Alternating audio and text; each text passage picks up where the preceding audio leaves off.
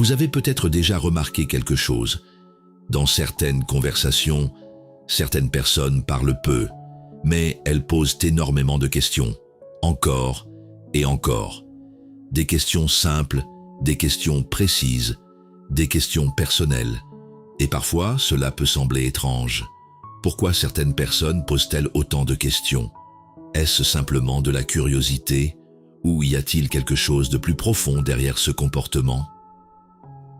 Poser des questions est une partie essentielle de la communication humaine.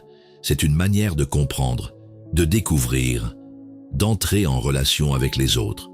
Depuis toujours, les humains utilisent les questions pour apprendre, pour explorer, pour se rapprocher, mais comme beaucoup de comportements humains, tout dépend de la fréquence et du contexte. Certaines personnes posent des questions naturellement. Elles sont curieuses, elles s'intéressent aux autres, elles veulent comprendre comment les autres pensent, vivent, ressentent. Dans ce cas, les questions sont un outil, un moyen de créer du lien, de construire une conversation. Mais parfois, les questions deviennent très nombreuses, très présentes.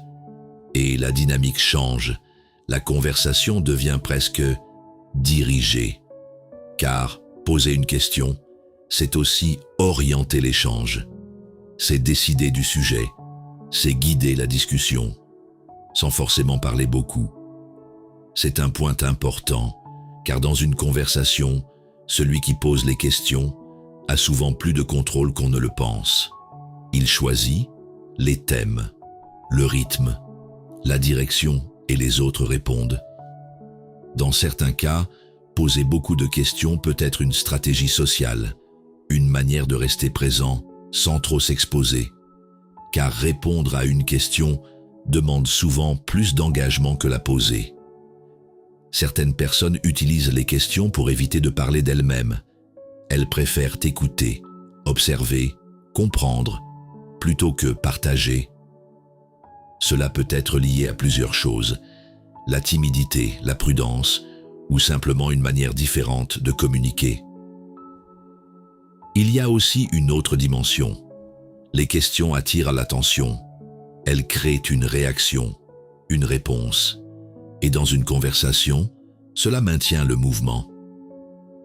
Une personne qui pose beaucoup de questions peut donc maintenir la discussion, éviter les silences, garder l'attention des autres. Mais parfois, trop de questions peuvent aussi créer une sensation étrange, une impression d'interrogatoire ou de pression, surtout si les questions deviennent trop personnelles, trop rapides. Le cerveau humain est sensible à l'équilibre. Dans une interaction, il existe une sorte de rythme naturel. Parler, écouter, répondre, relancer. Quand ce rythme est déséquilibré, la sensation change. Certaines personnes ne s'en rendent pas compte. Elles pensent simplement discuter, mais les autres peuvent ressentir un léger inconfort. Il est aussi intéressant de noter que poser des questions est souvent perçu positivement. Cela montre de l'intérêt, de l'attention, de l'écoute. Mais comme tout comportement, c'est l'excès qui change la perception. Dans certaines cultures, poser des questions est encouragé. Dans d'autres, cela peut être perçu comme intrusif. Cela dépend du contexte, de la relation, du moment. Finalement, poser des questions n'est ni bon ni mauvais. C'est un outil, un comportement, une manière d'interagir. Mais comprendre pourquoi certaines personnes en posent autant permet de mieux observer les conversations, de voir les dynamiques et de comprendre que derrière chaque interaction, il y a des mécanismes invisibles. Parce que, dans une simple question, il peut y avoir de la curiosité, de la stratégie ou simplement une manière d'exister dans la conversation.